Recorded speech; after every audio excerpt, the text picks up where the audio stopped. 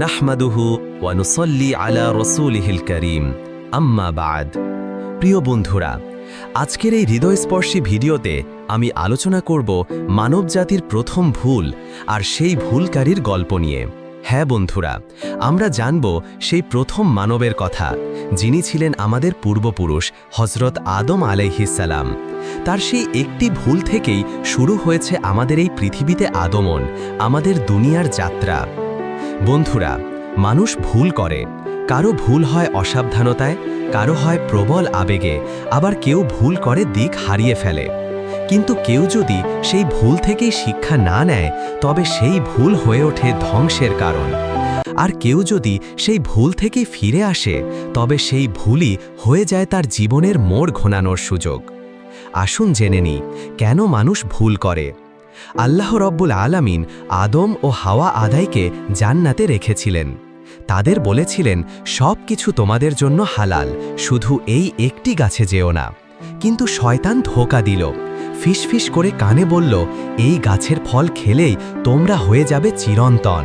আর তাতেই তারা ভুল করলেন, খেলেন নিষিদ্ধ ফলটি।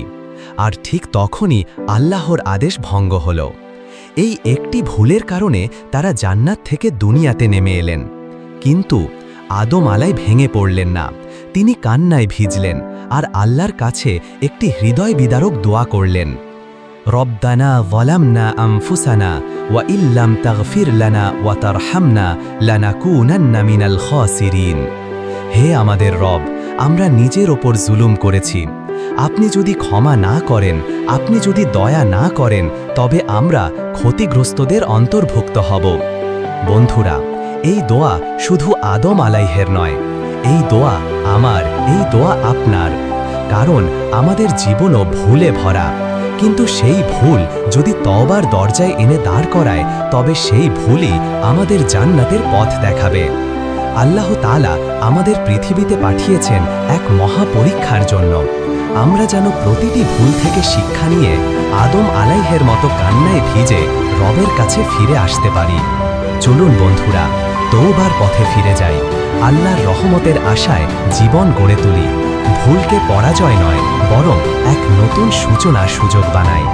আল্লাহ তাআলা আমাদের সবাইকে সেই তওবার তৌফিক দিন, ভুল থেকে শিক্ষা নেওয়ার হিম্মত দিন, আর তার জান্নাত আমাদের পুরস্কার বানিয়ে দিন। আমিন। ভিডিওটি ভালো লাগলে শেয়ার করতে ভুলবেন না। হয়তো আপনার একটি শেয়ার কারো জীবন বদলে দিতে পারে। আল্লাহ হাফেজ।